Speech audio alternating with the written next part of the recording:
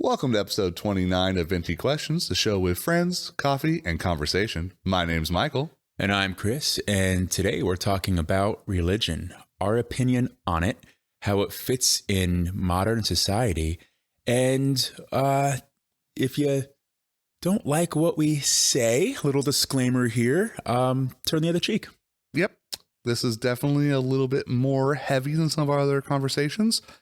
We don't mean to offend anybody one way or the other, but we kind of want to talk about it. So, listen all the way to the end to find out what our opinions are. On both sides of the aisle. Yep.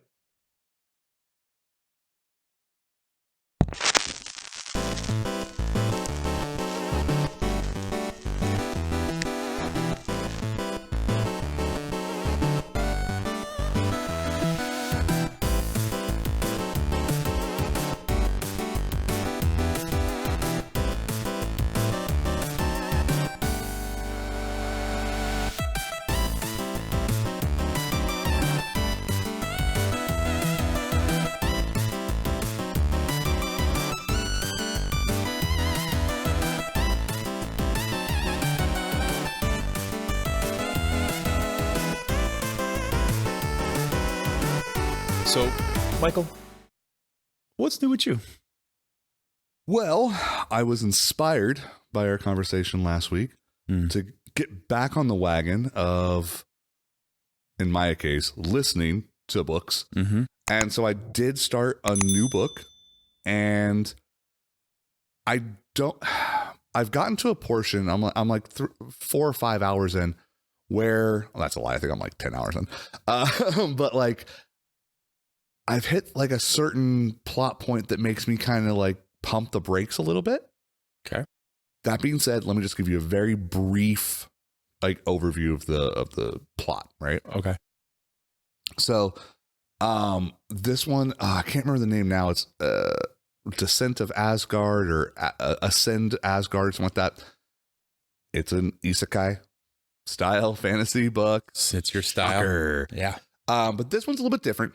The main character is like this man who's in like his late 80s and has had like cancer and is about to die kind of thing. Oh. And literally the only option for him is to be have his consciousness put into like this game. Okay. And there's a good possibility that his body may not survive. So there's a lot of risk type things, and you're like, oh my gosh, this is crazy. And is this a good company? Is it bad company? Are they just trying to utilize him for genetic testing? You know, it's like a lot of questions with that. Sure. That's like your first, like, equivalent of like the Harry Potter first 3 chapters, right? Right. So then he gets to this place. And of course, this is all experimental, full body immersion VR type thing, right? Mm-hmm. And so it starts off, so like the premise of the actual game is, I almost said Zeus, that's the wrong god. Odin is like top dog. Sure.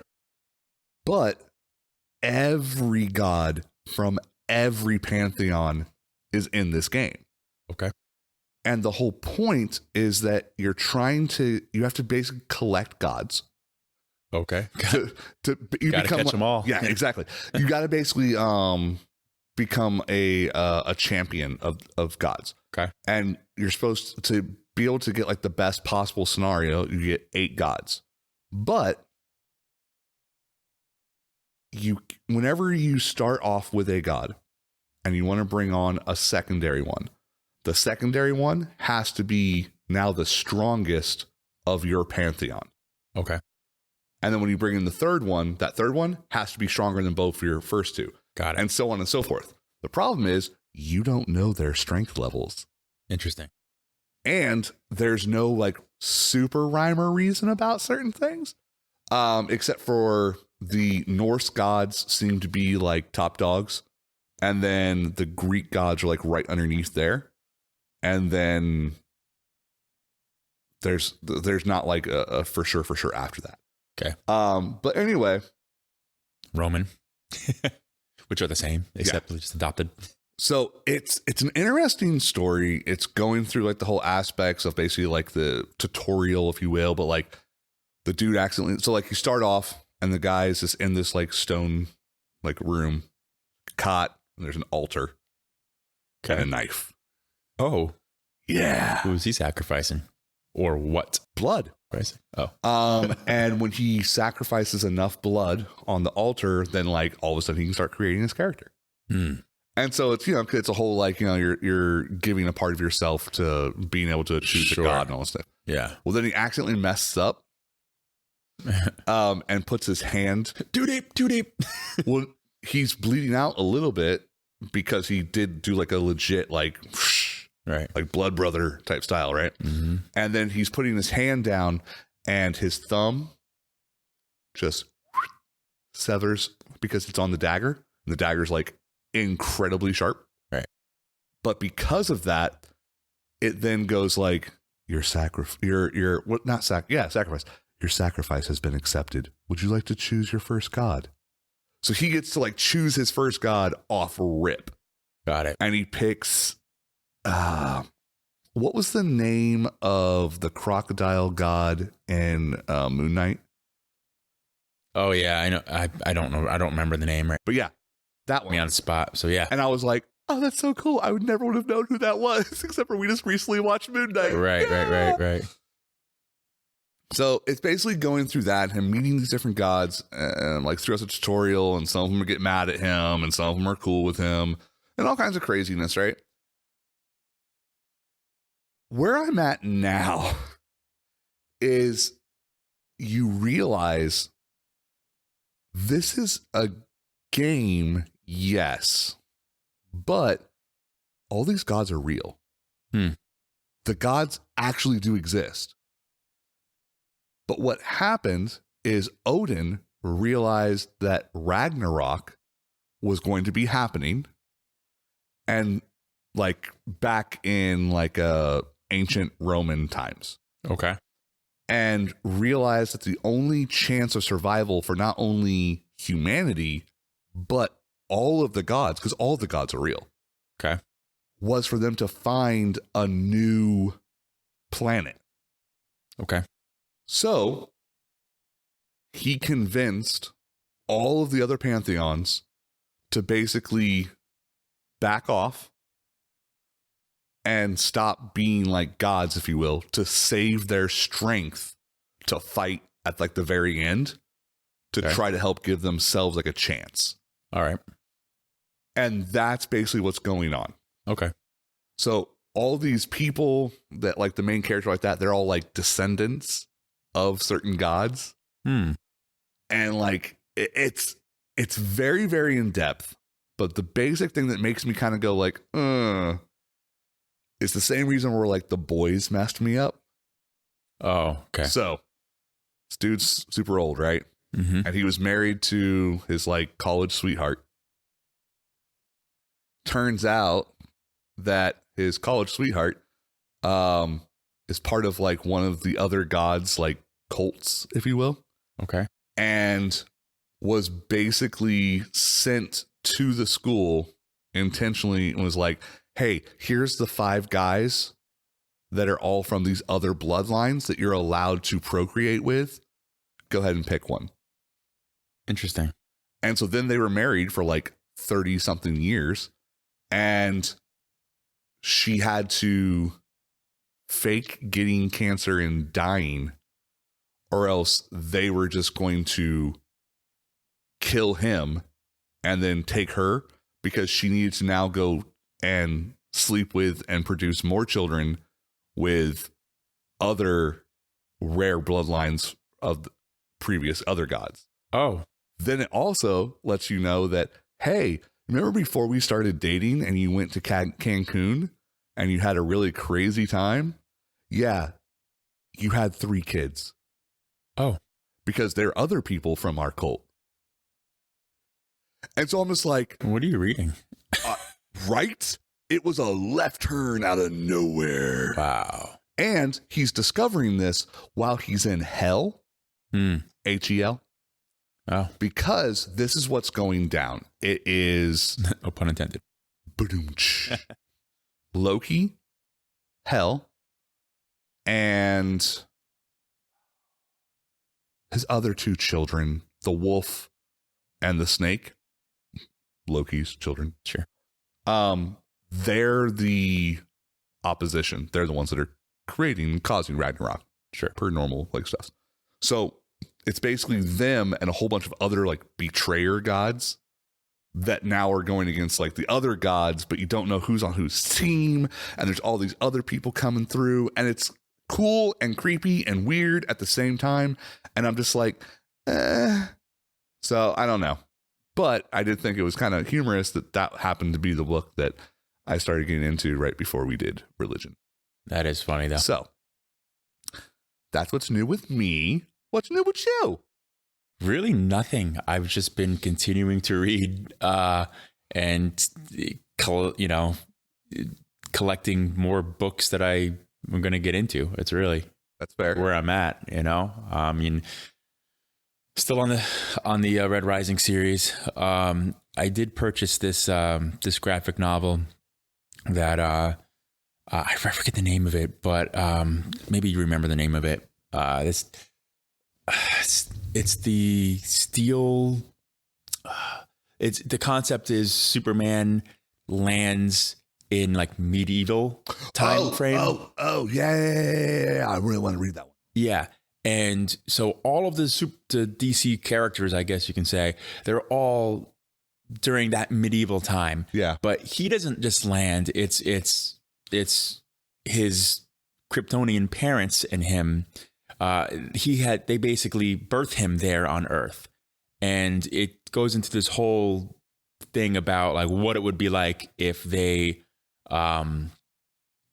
would have landed back in medieval times, and like kind of like goes into some like sorcery and like magic and so all the powers and everything, but like medieval time. Can I say the one spoiler thing that happens right about the same time that they birthed this child?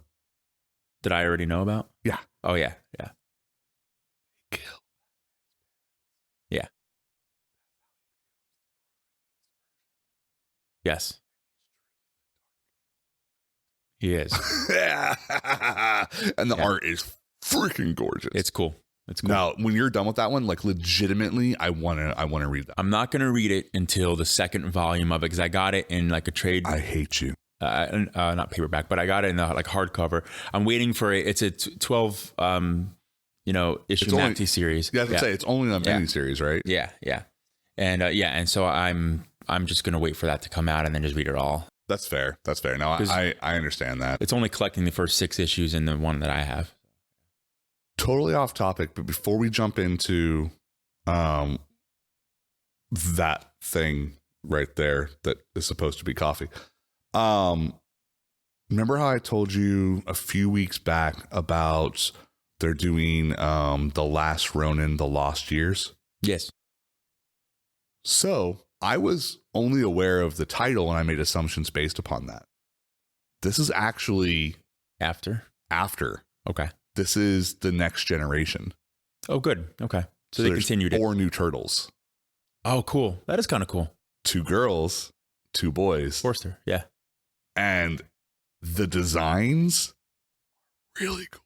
That's cool. And it's showing them from like toddlers, and apparently over like this, like I think it's the same thing, like a 12 or like an 8 or something like that. It's going to be basically the lost years. So it's them until they become teenage mutant ninja turtles. Right. It's kind of cool because they did do the one cool thing that Michael Bay did in his versions where they obviously are different like turtle species. Mm-hmm. And so they actually have different builds and markings. That's good. But because they're so fresh and new, they were able to really go out that way. So we'll have to look it up. It actually is really cool. There's only one thing they need to do, and I'd be happy and satisfied as a fan. Have a little panel where it's like pizza as one of them's first word. Please, just do it. Just do it. Oh my gosh. You agree? Just 100%. I did not realize how much I need that panel until right now. Needs to happen. Oh my gosh. Okay. let's talk about what we're not drinking tonight. So what we're not drinking is some of the Catholic coffee heavenly roasts, St. Michael the Archangel's dark roast. No. And the reason why is because we did a coffee tasting a little bit ago. And this is probably one of the worst coffees I've ever tasted in my entire life. I think it was roasted in the depths of hell, actually. I think the way that you phrased it was that it tasted like Satan's balls. And I would second that.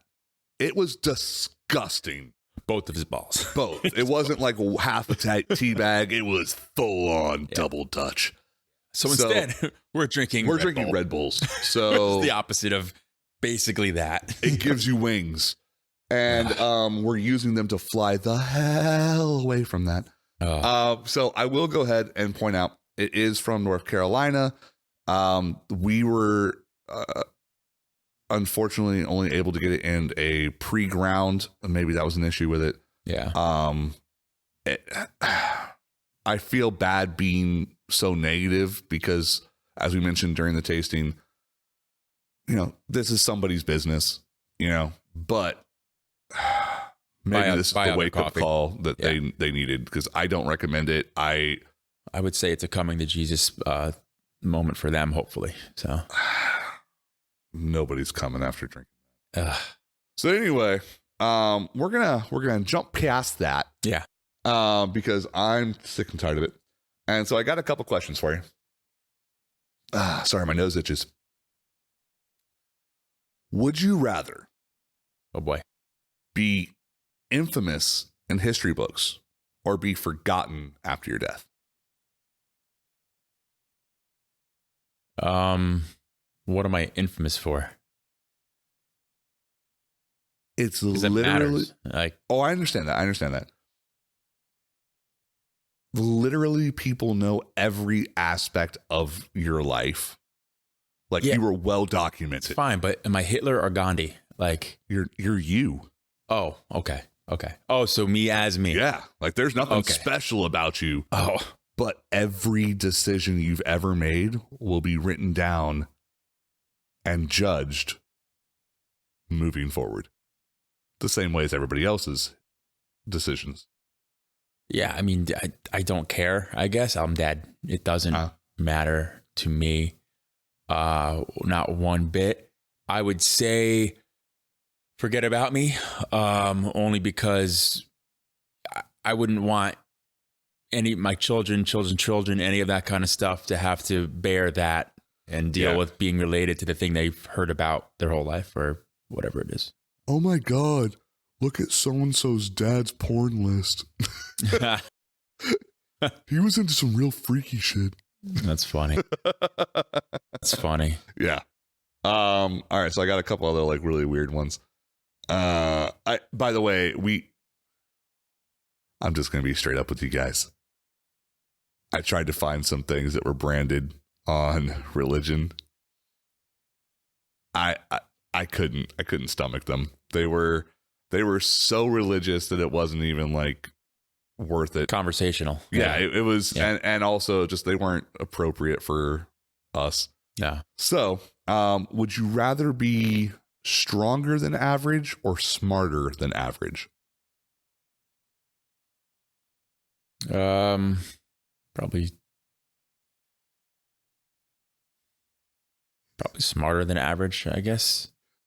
I know. It really is a kind of a difficult question. Always been stronger than average. So am I adding that on top, or I mean, I don't know how that. Moving along. I hate you so much. You're not going to answer any of these either? No. I answered the first one. I agreed with you. I wouldn't want my children to have to deal with the repercussions of things I did. Otherwise, I don't really care because I'm not here. Yeah. And this one, I would. It is weird. It's a tough one to. Like the smarter when you're talking about the second one. Yeah. It is weird because like first thing I always try to do is I try to game the system, right? Sure. And I'm like, well, if I was stronger than average, I might be able to like utilize that. But it's like, yeah, but if I was smarter than average, I could utilize that too. So they both equally have the beneficial aspects. But it's like, how much more than average? That's my point. Yeah, it's if you do stronger, there are many people who are stronger than average. Because what's could that I bar, win right? like a strongman competition, but look like Bruce Lee? Sure. Because if that's the case, then I'd be like, yeah, I'll take that one. Because that would be hilarious. Right. Where it's just like, look, guys, I'm just as strong. I can bench like 450, but I only weigh like 200 pounds. Right. Like that would be insane. And it would probably be a little bit entertaining. So I might go that route, but in reality, I'd probably go with smarter. Yeah, I mean, you hold on to that for longer. Yeah. Not only that, but in the long run, you'd be able to probably manipulate and get more out of it. Yeah. So otherwise, you're just a bruiser. Exactly.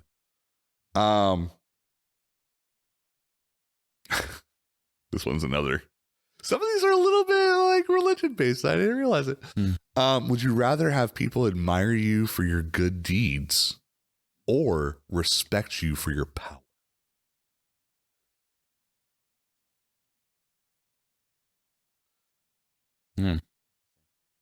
Right? It's one of those. Would you rather be like feared or respected? Yeah, that's basically what basically what it comes down to. Yeah. Yeah, feared.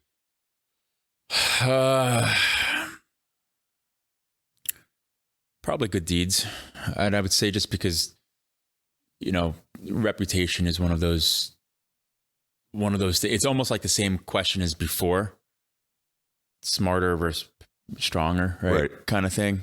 And I think you can probably carry further with the good reputation than you can of just being feared. There are plenty of tyrants in the world. So I see your point in that. I'm going to go the other way personally. I know you. That's just my personality though. So I got one last one before we dive in here. And this one actually is also pretty good. Would you rather live in a country where the government is always doing the right thing or live in a country where they have to listen to you? I know exactly why that question is posed. It's interesting. That is... What's the right thing? I mean, the right thing for who? For the country. Greater society, for the country. Right. Yeah. But then there's so many different opinions. Majority rules. Yeah. I would say listen to me. Yeah. It's extremely selfish, but that's what I would do. It's the foundation of what this country's supposed to be. Yes. I don't disagree with that. But the reason I roll my eyes is like, and that's why it's flawed. Because you can never have a organization do what's best for every single person that's part of it if there's more than one person that's part of it. Yeah, I mean... Sorry, bro. What it's going to come down to is you're going to hope that enough individuals will then care about the country they live in and preserving that. So then they're going to be the ones who give an opinion and make decisions to then help preserve and you have to, those precepts. You have to hope that there's going to be a majority of the people that are going to take minor personal sacrifices for the greater of everybody. Sure. But in reality, we all just chose the one where they listened to us, so nobody's doing it. Well, I mean, yeah. I mean, I just think that's human nature. Sure. I don't hold it against anybody that would do it that way. You know what I mean? Like, I'm not going to be like, you're a horrible person. Blow the first stone. Yeah. I mean, it's being a democratic republic, is supposedly that, so. Fun. All right. So let's talk about religion. Let's do it.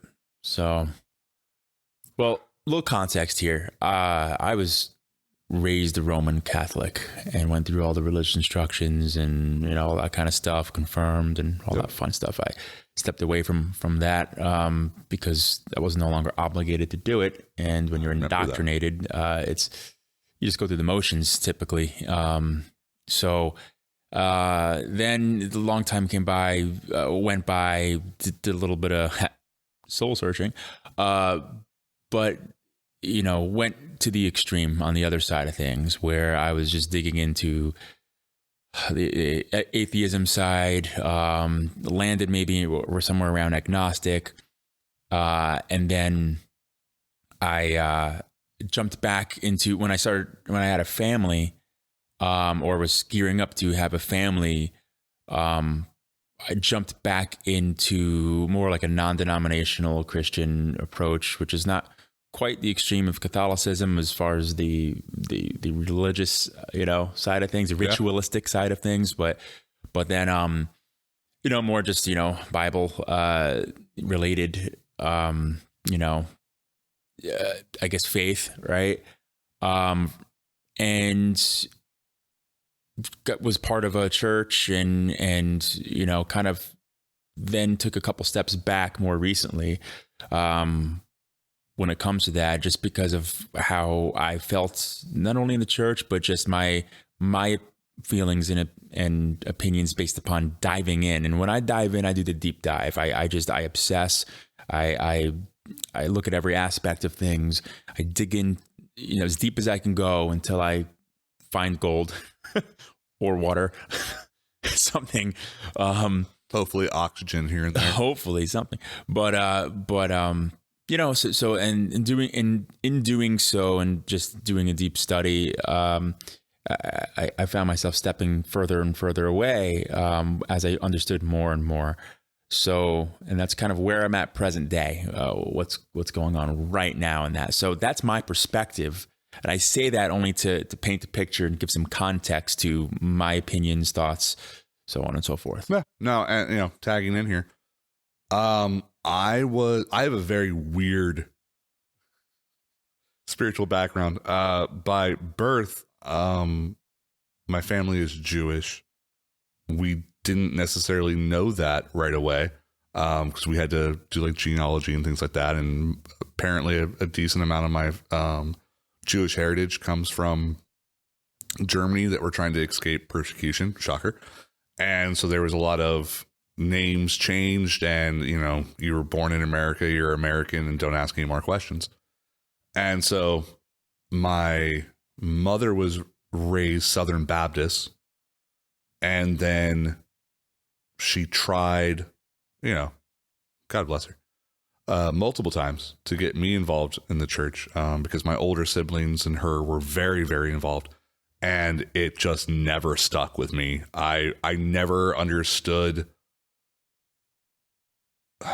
the reason why you would choose to go to this place to do a thing that seemed boring and dumb versus freedom. Sure. And I was a child, so that's how I looked at it. Sure. And because of the fact that it was like, okay, well, we really don't like it, and I really didn't like it, it was like, okay, cool. Well, we'll do something else then. And so I was very much a believer in God, just didn't really know much about it. And I would say probably around like that high school, college age time frame, we joined up with that one non-denominational one out there in Claremont. Oh, yeah. We won't say what it is. No. But, you know, and there was both good, bad, and indifferent types things there. And it felt a lot more of the, I'm not here because of the religion. I'm here because I'm learning audio engineering. You know what I mean? Sure. And that felt disingenuous, and I didn't really care for that. And then when I went to college, I did a lot of like looking into different aspects of things. And I both felt like I was more knowledgeable on it, but then also further away from it at the same time. Yeah. And then through the next, like, you know, decade to 2 decades, I feel that I've gone from being a firm believer to being very agnostic to now borderline atheist. Okay. And it's just one of those things that the way that my brain works, I don't trust people in general. Sure. Yep. But I do believe in a lot of scientific aspects that, in my mind, if this is true, there is no possible way that this can be true. Okay. And this one does not have any tangible evidence for or against. And this one does have some tangible evidence. So, sure. You know, the whole thing of the Sith. They're either with us or you're against us. Yeah, absolutes. Makes sense. So that's where I come from. I do think that religion is, on paper, amazing. And I really wish that I had like the red pill to swallow and just believe. I think like that sounds like an amazing aspect to have that kind of reassurance. But I don't have that. And it's just like, that sucks. Right. You know, I think there are major benefits in the reason of, you know, trying to be involved and stuff with families, because what it does is it does help at least develop a foundation for treating others well if you stick to how it's supposed to be, how it is on paper, as you said, right? You know, and I think there's benefits there. There's benefits of, if you look at, like, for instance, if you're looking at the Judeo-Christian commandments, those precepts, 10 Commandments, for instance, there's valid stuff there, right? All of those things are to benefit the society, to not hurt people, to like, and that's how you structure a society where you're living amongst other people in a civil way, right? So there's nothing wrong with really any of that. You can argue the first commandment, you know, there's only one God, you know, right. Love that God, the only, you know, so taking that one out, all the other ones are basically just decency laws, you know? Here's the thing. Except for honoring the Sabbath, that's another one, but like, yes. A group of people coming together in an honest trial of being safe and secure for one another, there's nothing wrong with that. That sounds great. Right. The problem I feel is that, oh my gosh, I hate the fact that the best version of this came from frickin' a movie. Okay, let's go.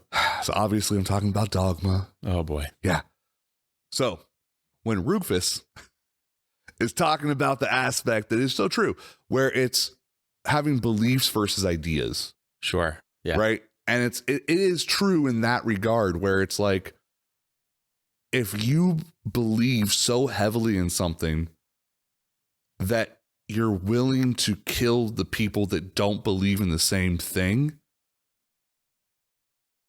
if you're able to justify that by your religion, that should be a warning sign. Yeah, definitely. And it doesn't matter which one you're coming from and which one you're pointing at. It's just across the board. Sure. Why is it that we have religions that are telling us to kill our own species? Right. Or treat our own species greater than or lesser than? Something's messed up in the freaking delivery and dissemination of that kind of information. Right. Like, that doesn't feel like, if there was a supreme being, that what was said. Maybe that's what was written down, but that wasn't what was said. That doesn't make any sense. Right. Because if they were a supreme being and they didn't like these other people. Right. I mean, like, what the heck? Intervention, right? Yeah. It's interesting. It's a really good point. I do think that everyone's going to have something they believe in. You need to have faith in something, right? Right? I'm sorry. I just thought of so many different like movie quotes when you said it like that. That's why I think you were laughing too. Exactly. This sounds corny, but it does. It's you're valid. It's very valid. It's true, even if those beliefs are just thoughts or ideas, right? Like, sorry, but here's the thing. I do think there comes a point where when you look at any religion, let's say, let's look at the ones that we're most familiar with, the Judeo-Christian values and those religions and subsets of, when you have this theology that references something way in the past, the beginning of something, where we don't have reliable eyewitness, right? There's eyewitness accounts that we're needing to take at value of saying, well, that's God's word, or it's whatever that is. But it's only spread through man. But there's no evidence of these miracles and these things that are described, nothing tangible as they were then. And then right now, as we're sitting in the present day, so we're told to look at the past and the people that we should be revering and looking up to, right? As these figures of religious prominence, right? But none of those people exist in your present. So there's not anything you can see in your day. And then you're hoping for what's going to happen in the future. So the afterlife and the promise to the future. So it's looking at the past and the promise to the future. Any faith that that's their basis, where you're not living it right now. And then there's tons of arguments you make. Oh, well, those miracles all around you, the fact that you're breathing. I get that. Thank you for doing the voice for that particular mindset, because right. that mindset drives me insane. Right. But it doesn't, we don't have the mysterious part and why. I mean, well, then it takes away free will. If God has intervened, then why wouldn't God want you to know him? Hey, I'm God, believe me. The argument for that is, oh, he did that back then and no one listened, so he just stopped doing it. He does it through other ways now. It's a little bit tougher for me. It's tougher for me to say, so he just gave up? Yeah. Like, wouldn't that carry through all the time? And then people that are like, yeah, I believe that's God. And some people can be like, I don't know, that guy's a megaphone, I think. I think there's a guy in the clouds with a megaphone. It's not really God.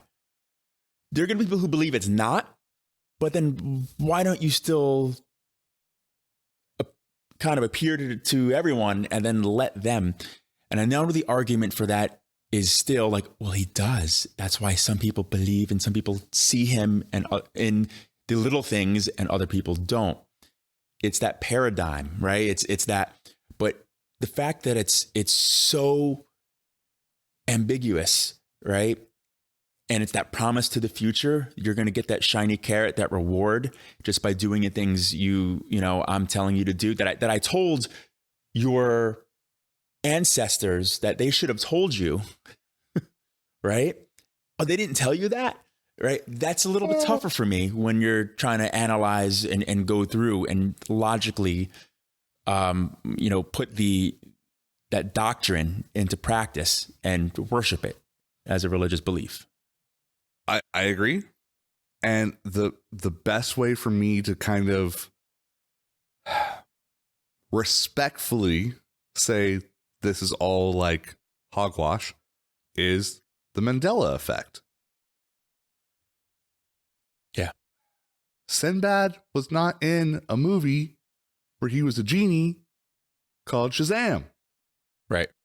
But there's a whole bunch of people that believe that really happened. And they're going to tell their children, who will then tell their children, and there will not be a way to show proof one way or the other. And it's just going to be believed that that's what it was.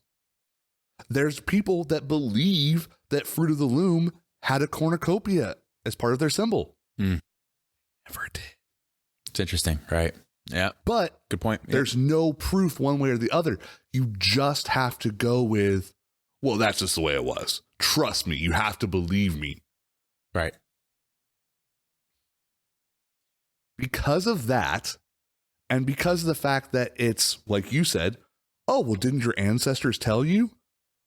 Have you ever played the game Telephone? Yeah. Does it ever turn out to be correct? Nope. But God's word is preserved. Right.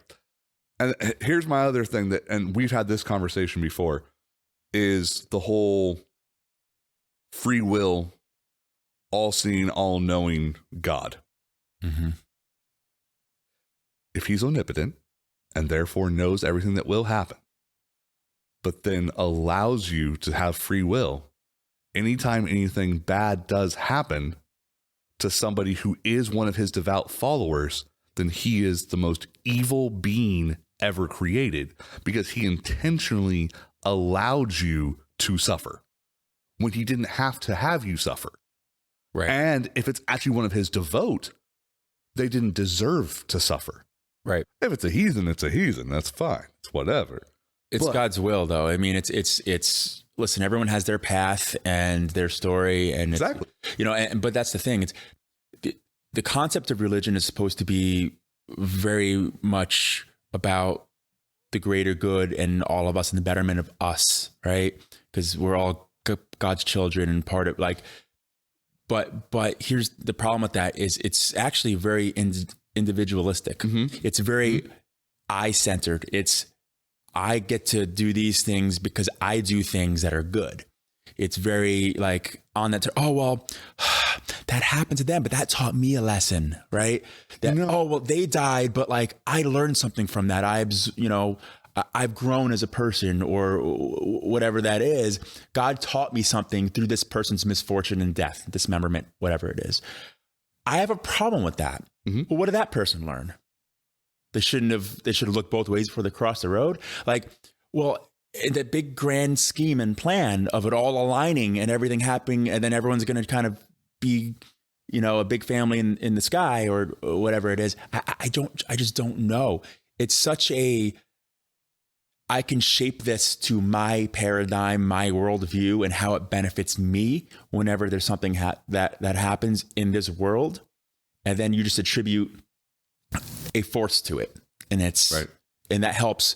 And now the number one thing that I need to just swing hard back the other way of saying that, it's positive and it's reassuring, is that faith component, and it is the feeling you get, that comfort.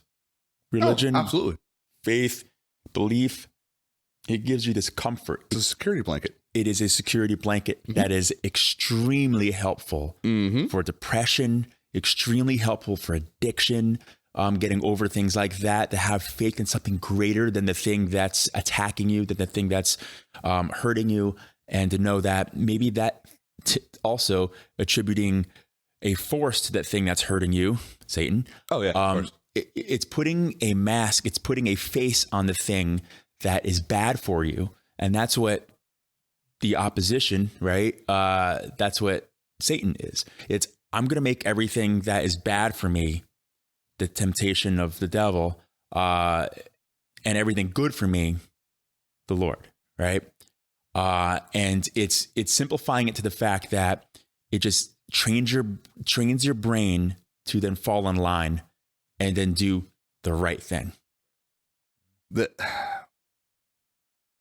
other aspect of it too, that you were saying, where it's like, it's very self-serving, right? Looking at different religions, obviously I'm not an expert in any of them. No, right? None of us are. So, and all these are opinions, and they could be wrong. There are opinions, mind you. We are not experts here. But anytime you're supposed to be the example, right, of what you're supposed to do to be able to get where you want to go. Sure. But at the same token, you're supposed to do what you're supposed to do, not to get what you're supposed to get, but because you're supposed to enjoy the fact of what you're doing. No, it's so you're honoring God in that. It's always back to that. You're honoring. Right. But in reality, it's like what you were just saying, it's the carrot. Right. Nobody, if they're told, hey, if you go run around the block, I'm going to give you $100. But also, you shouldn't care about the $100. You should just want to run around the block because that's what's going to make you healthier and then happier. They're The only reason why they're starting to do something is because of that original reward. Sure. You might trick yourself into then thinking that you like running as well, but in reality, you've just conditioned yourself to become accustomed to something. Sure. Based upon an original bribe. Right. But is that bribe, does the person who's bribing know better? And they know that that reward is required for you to do the right thing, right? Right. For you to do that. That's fair. And that's the argument to that as well, right? I mean, of course, like that's how we're wired. We're made in that image. And if God wants our servitude and wants us to love him and wants that relationship, then that is a very selfish position, right? So it's like, worship me or else worship I'll me. Damnate there you is to no other hell. God. You are that, right? So, well, here's the problem with that. Every God says there is no other God. well, not every God. That was a generalization. I apologize. Let me rephrase. A lot of the predominant gods in our current civilization around the world claim to be the one, the only, not even like the best, but like the only. Aside from the polytheist religions, right? Right. That's just like the big ones. That, well, I guess technically per capita, there's certain ones that you could say are more the poly. I can't say that word. Multiple gods. Thank you. Yeah, any polytheistic religion, like Polytheistic. I can't. Thank you. You know, they all recognize each other as gods. Right. But that's the thing, is that wouldn't you think, let's just use logic, which is not a fair thing to use because we're talking about the logic of man versus the logic of a god. Sure. But wouldn't you think that if there was a singular God, that in order to increase their creation's worship towards them in the betterment of the actual creations, right, the humans, that they would kind of be like, hey, look, I know you believe in this particular set of beliefs, and I'm very proud of you for doing that, but it's a little bit wrong. Sure. This is the one you really should be doing. And it should come from a divine, not from somebody else trying to convince you otherwise, because in most of those religions, if somebody's trying to convince you against what you are being told is the right way, that's because the bad guy, whoever that is for your religion, Sure, is making them test you. Sure. Which is also a built-in, like, safety measure for every religion as well. Sure. If a Muslim person comes to a Christian and is trying to do their duty to try to help save as many people as possible, Sure, then Satan sent them. Right. But it's like, but that's not fair because they're just doing what their God tells them to do, which then goes against the whole aspect. It just doesn't logically make sense that a singular being would be that confusing to the point that confusing and unwilling to correct a misnomer that happened millennia ago of people, right? A few thousand years ago, depending. Yeah. Sorry. Yeah, you're right. Like 3 generations ago that people messed up on, that now the innocent ones of this generation are going to be sent to eternal damnation on no fault of their own. That's a douchebaggy kind of God. Especially since he knew that was going to happen. Well, that, or there are only certain people that matter. Right? And there's a number, and that number, that's all that counts. And everyone else is just kind of here to distract those others. I know. And it's crazy that they're all in his image. It's interesting. And that's what's so frustrating, is that It's and lacking foreskin. So Snippitis. The worst part about it is that it's so easy to have a counter argument to almost anything. sure. That it's because there always is a counter argument both ways. Mm-hmm. It's just like, how could this be so airtight? Excuse me. Maybe the beautiful thing about it all is the very thing that we are using right now, logic, thought, that is of God, and that is God, and that is in all of us. And that is the thing that the fact that we're able to do this is by that grace and that energy, or whatever you want to call it, you know?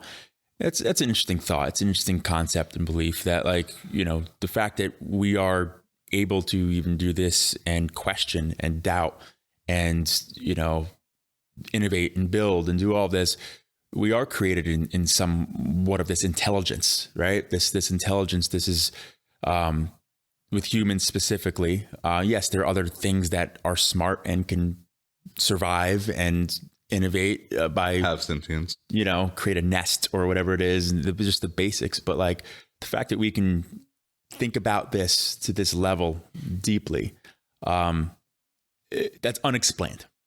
It's currently unexplained, I should say. Okay, I think that, and I'm sorry, I fixate on this one aspect, and it's, I know I do, but it's just because it's so.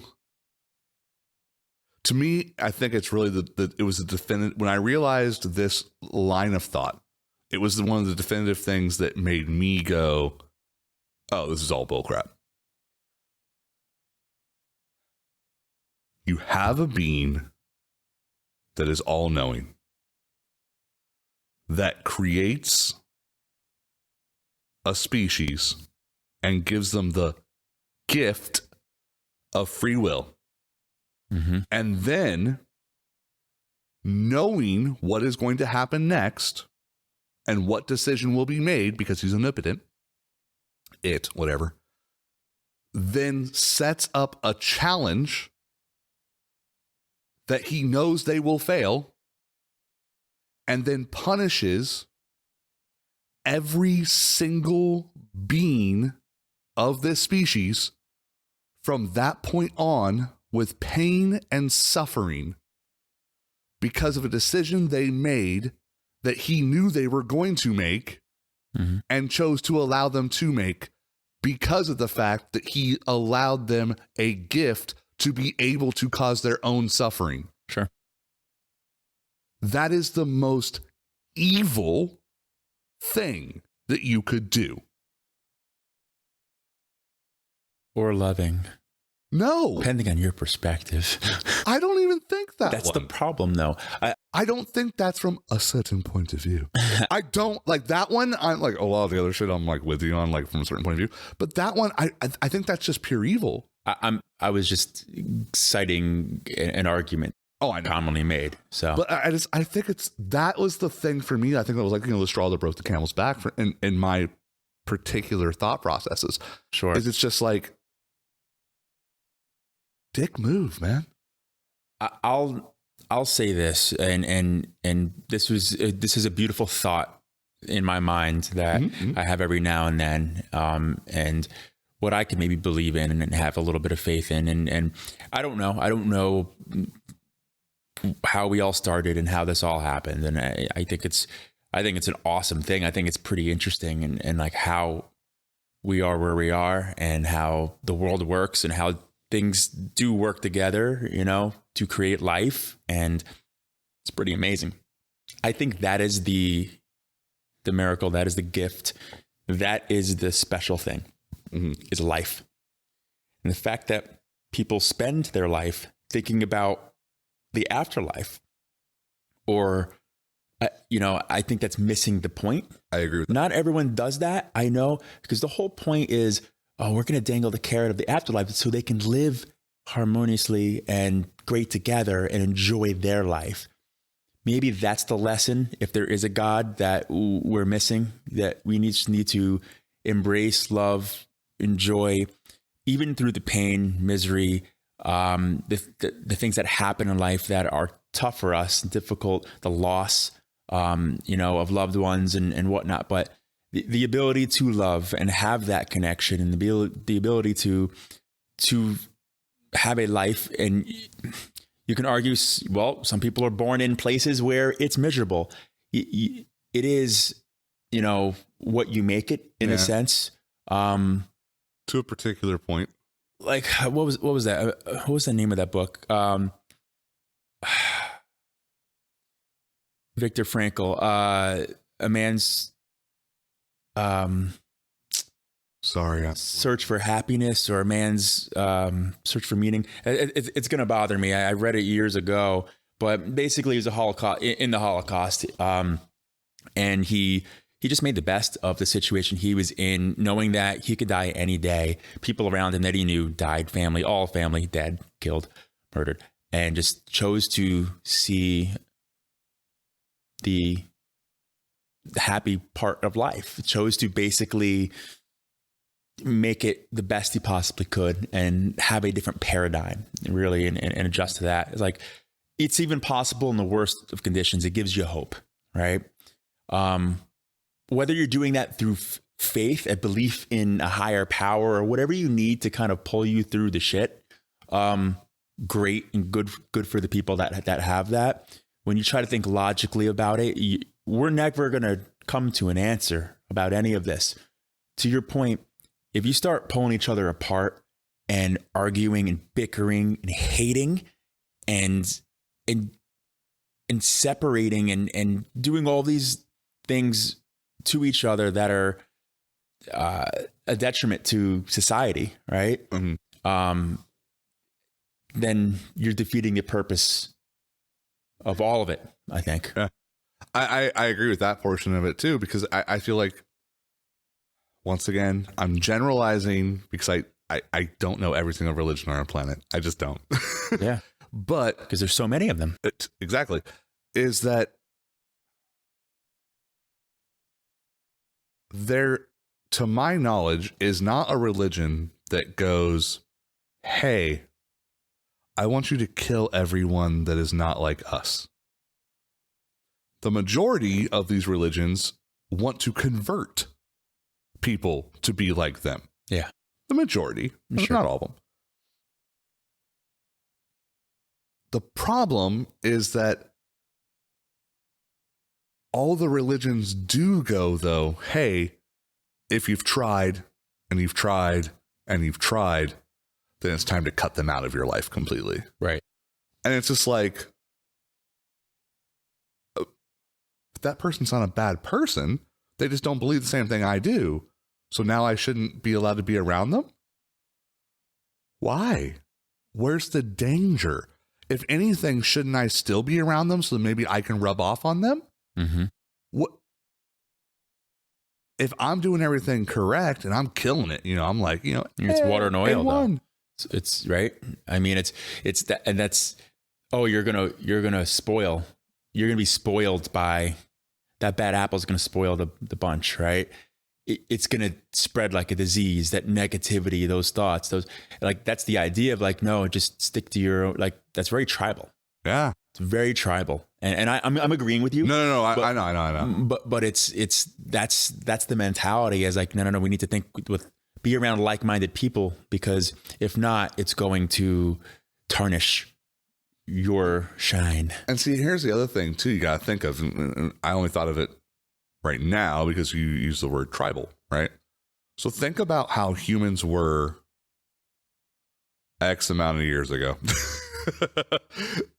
where it was very tribal, and the conditions, not the best for anybody, right? Even the richest, sure, not that great.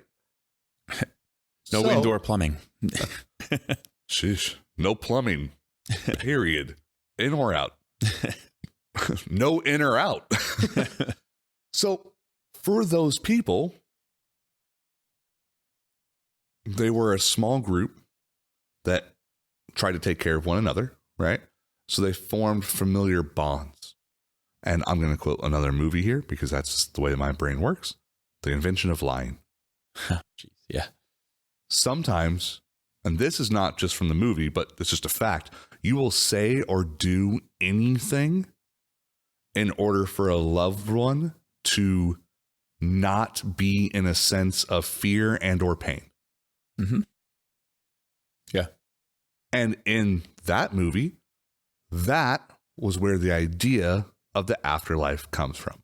Mm-hmm. Is because the mother is literally on the deathbed, dying, and the son is just heartbroken. Right. And she's just saying, I'm just so scared. Mm-hmm. And so he made up a lie to help the person feel better. Cope. Right. And then other people heard about it, and then they started feeling a little bit better. Yeah. Well, what's the harm in that? There isn't.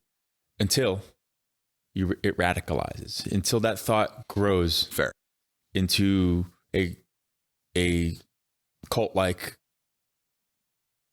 mentality of, well, no. What do you mean? No, this is the way it is.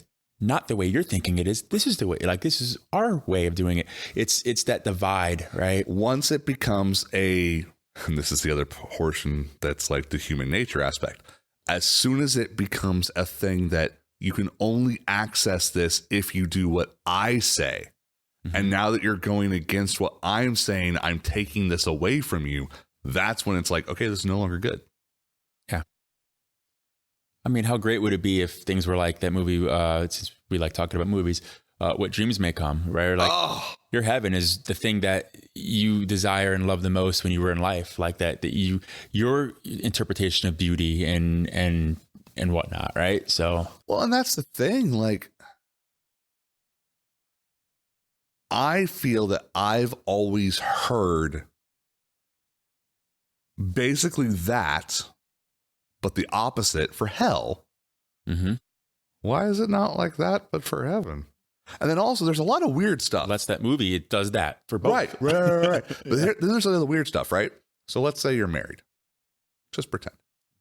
And then have a long 30-year marriage. Mm-hmm. One of you croaks. Right. The other one respectfully mourns for the appropriate amount of time, but then happens to find love and happiness again. Sure. What happens when you all die and you go up into the heavens because you were all great people? Which wife are you living with? Yeah. Because death do you part. Does that mean that now you guys don't hang out? Religion has an explanation. Certain religions have explanations for that and why you're not supposed to divorce or marry, remarry, that kind of thing. Yeah, certain religions definitely have ways to get around that. Sure. Mormons. This is my wife for Monday. This is my wife for Tuesday. This is my wife for Wednesday. Right. Well, even remarrying was so controversial, even in the Catholic, church, divorce, remarry. And then all of a sudden it all, divinely somehow, these things started becoming okay. And now it's like divinely somebody that had enough power to be able to change the book. Yes. Yeah. Which is interesting, right? And that's how was it King James? Yeah, that's a whole history lesson. But yeah, it's interesting though. I mean, I think that, we can literally go on all day talking about this. There are some awesome benefits, and I don't want to listen. Once again, there are going to be people that we know that probably listen to this that are not going to be happy. Oh, one way or the other. And that's perfectly fine. Yeah. Some of these thoughts, some of these, and that's what it is. I mean, this is just thoughts that we're throwing out there. I mean, everything I've said is 100% factual. Yeah. Most people would say that, right? None of it's provable. None of it. I mean, we can 10 years from now have a completely different feeling and opinion. Which is fair, because 10 years ago, I was not as firm in what I think now as I was then. Right. Which I think is okay. I think that's the healthiest thing. I feel when you get older and come to terms with it's okay that when we die, that's it. And we will only be memories to those who love us. Kind of like that. I remember the Keanu Reeves thing that I mentioned, and that keeps because it hits me. It's like, he says it in a talk show. It's like the ones, who love us will miss us. And like, that's what happens when you die. like you will be missed by the people that love you and know you. But like to think that you're going to somehow be eternalized and continue to live on. I mean, what evidence is there of that in this physical world, except for a promise we heard 2,000 years ago from someone, perhaps, maybe. Yeah. I'm comforted knowing that when it's over, it's over. The love's over, but the pain's over. It's over. Yeah. To me, it's also that whole, and this is completely and totally separate. I'm fully aware of that. But it's like the whole, you're living 90 years of your life a particular way in order to get 10 more years at the end. You know what I mean? It's like, sure. So I'm going to be the healthiest person I can be. I'm going to sacrifice for the next 50 years in order to get 10 more extra ones. And it's like, you could have just enjoyed the 50 years. And you would have enjoyed 50 years instead of enjoying, finger quotes, 10 years at the end where you're not able to do the same things you would have been able to do during the 50. Yeah, I think the only stipulation in that is if you're hurting others along the way by doing the things that you're enjoying, that's where it becomes problematic. Right. And I'm not using the example of like, you're shooting up heroin. I'm using the example of you're eating a double cheeseburger. Sure. You know what I mean? But those cows. I mean, they really had it coming. Yeah. They were talking a lot of shit. They don't believe in Jesus. They're mooing a lot. Yeah. They're unfortunately somewhat sacrilegious. Yeah. Methanists. I sent you this thing. That's so hilarious. I sent you this thing on, or I may not have actually sent this one because I felt bad because I sent you like 3 or 4 TikToks in a row today.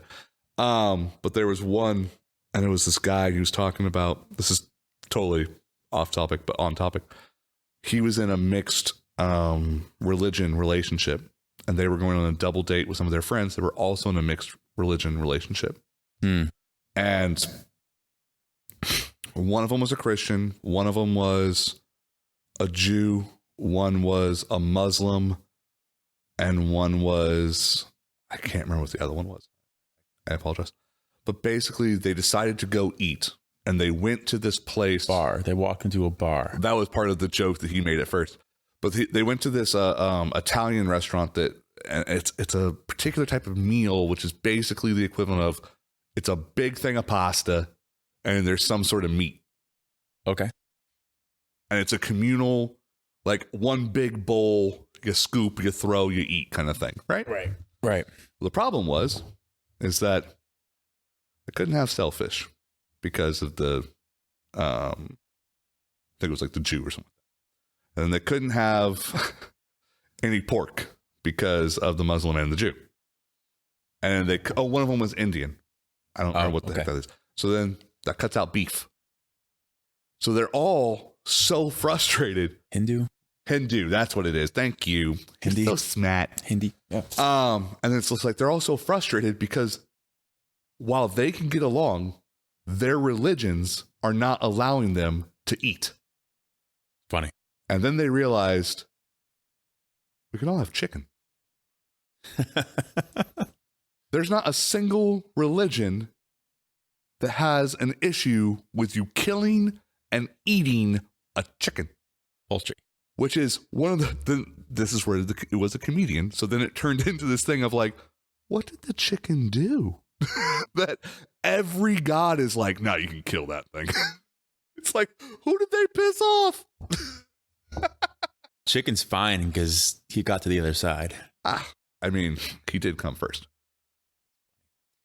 That old joke, the joke that everyone has heard, but only probably, I don't know, 5% of the population probably understands the chicken crossing the road. Right.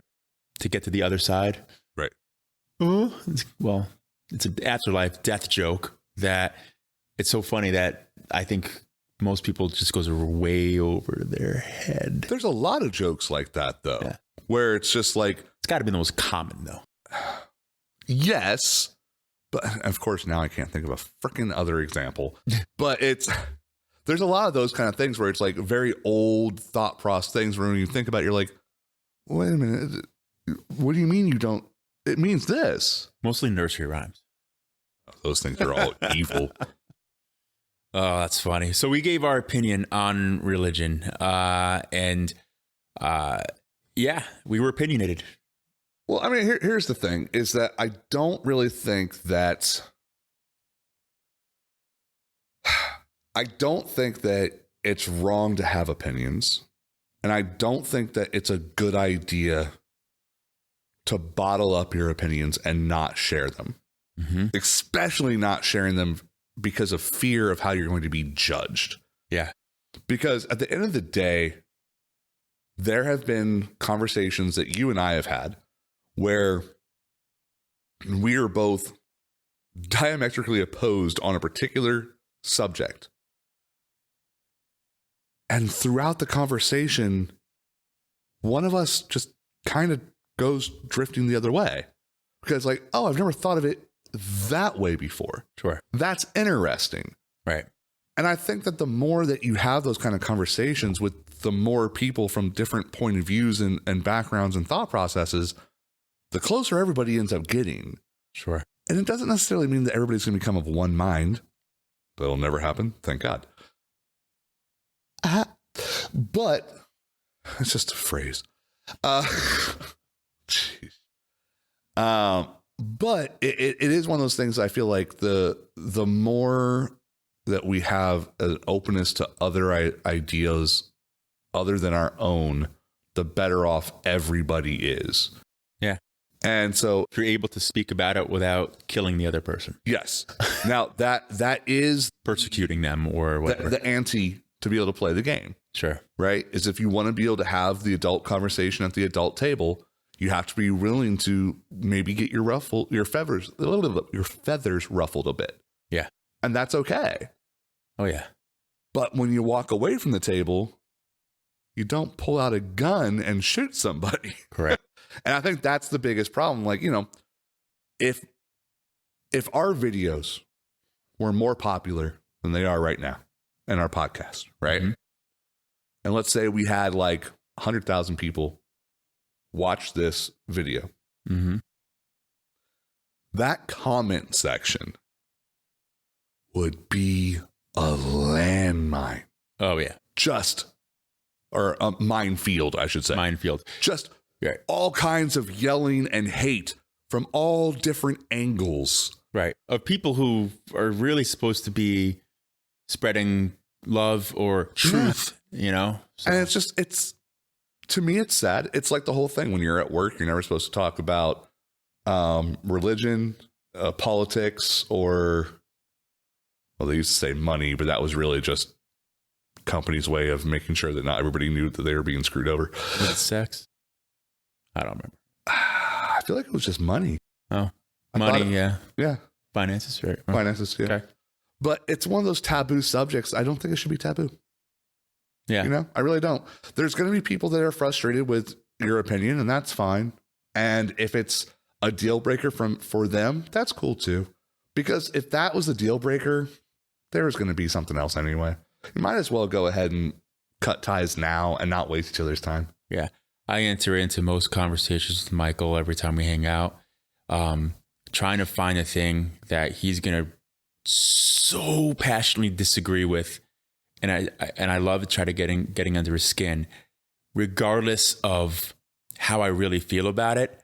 I'm going to know some of those things about him just from me knowing him, to then start that conversation or that topic, just so I can hear him argue it and riff it. And I'll go in the other direction and make it seem like it's the thing I believe. And just I do it to annoy him sometimes, but I also just like the conversation. I like to see where it goes. I really do. I challenge that stuff. And the fact that we're still friends and haven't killed each other is interesting. But yeah, I do that to him more than most. We've never even gotten into like a physical fight from all this stupid stuff that we argue about. And we get passionate. Oh, yeah. Like all I'm thinking when I about smell blood in the water, now I just continue throwing the chum. Is you're freaking, and here's the thing, we've actually already had the conversation where I know that you don't actually believe the thing that you argue for constantly.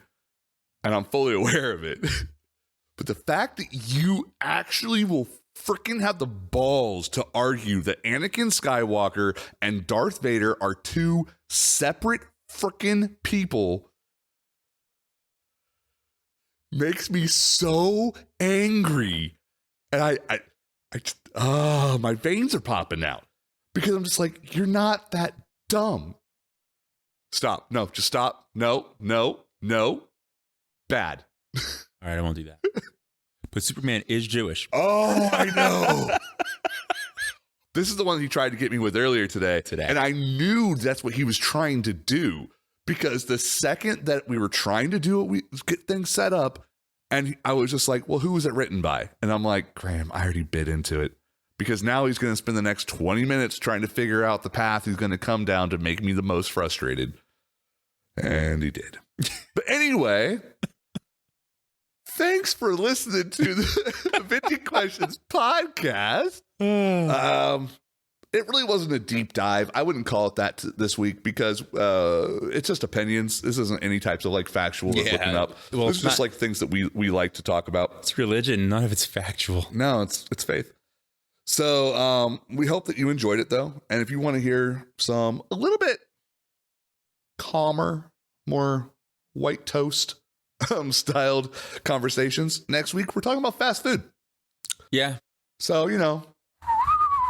kind a of turn changing there. But yeah, so make sure you come on back, same bat time, same bat channel. And you can't do that. Why? Because the other podcaster person does that.